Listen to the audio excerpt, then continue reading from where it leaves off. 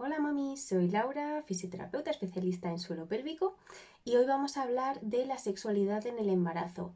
Me hacéis muchísimas preguntas sobre este tema porque también tenéis bastantes miedos sobre ello, de si lo podéis hacer, si no lo podéis hacer, entonces me he apuntado a algunas de las preguntas más frecuentes y las vamos a resolver hoy. Espero que os guste el vídeo de hoy.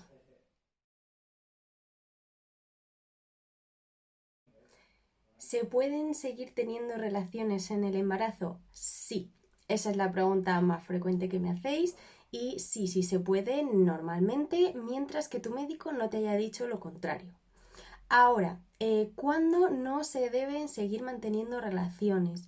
En este caso, el médico siempre os tiene que informar de ello y normalmente, como os voy a poner en la diapositiva, suelen ser en casos de antecedentes o amenazas de aborto, antecedentes de parto prematuro, que se suelen dar antes de las 37 semanas por norma general, si hay sangrados, si hay afectación de placenta previa, si hay insuficiencia del cuello uterino, es decir, que el cuello uterino no termina de cerrar como debería y está un poquito abierto, o si hay pérdida del líquido amniótico.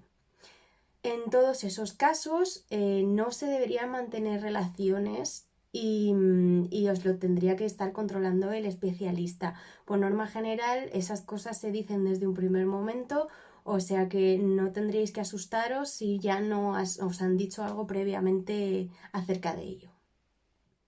¿El deseo sexual sigue siendo el mismo? Pues depende mucho de cada persona y también depende muchísimo de cada trimestre. Tenemos que tener en cuenta que pasamos por muchos cambios durante el embarazo y eso también nos afecta a nosotras en nuestro día a día y en nuestra vida normal. Entonces, en el primer embarazo, por norma general, son muchos cambios, es todo nuevo, no sabemos por dónde coger las cosas, no sabemos ni conocemos qué nos vamos a encontrar más adelante. Entonces, no suele haber mucha apetencia por parte de las mujeres en este caso.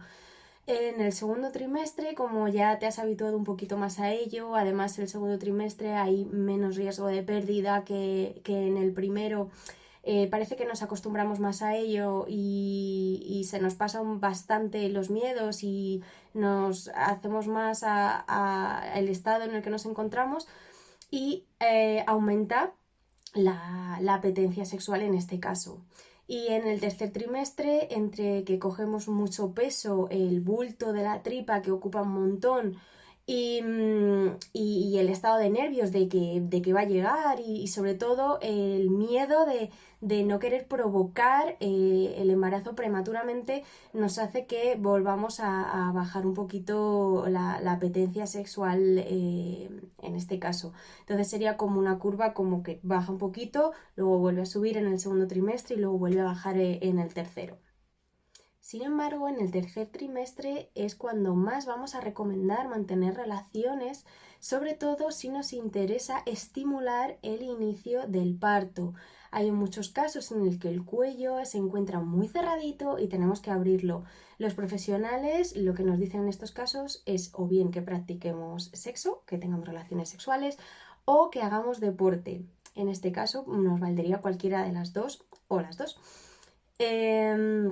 Esto ocurre cuando mantenemos relaciones porque el semen tiene prostaglandinas, que es una sustancia química que nos ayuda a iniciar el parto.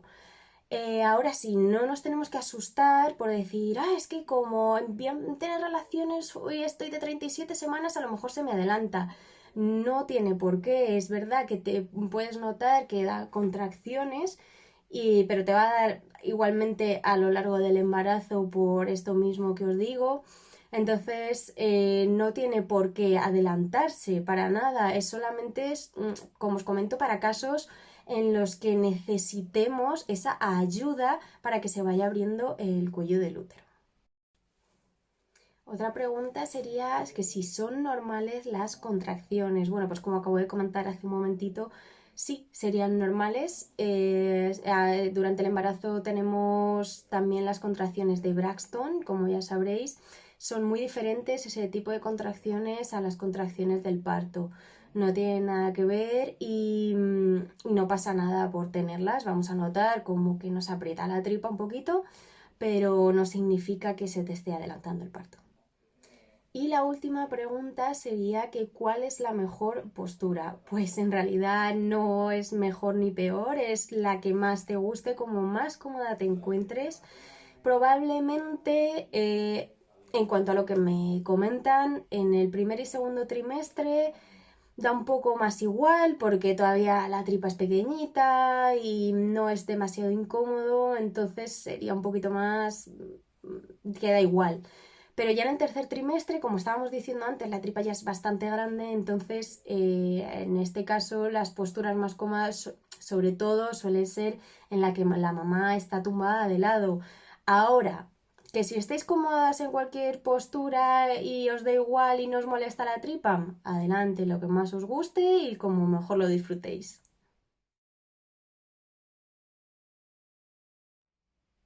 Ha sido un vídeo cortito, pero igualmente espero que interesante. Ya sabéis que me podéis escribir para preguntarme todo lo que queráis. Os intento contestar a todas en el mínimo tiempo posible y nos vemos en el próximo vídeo. Muchas gracias por estar aquí.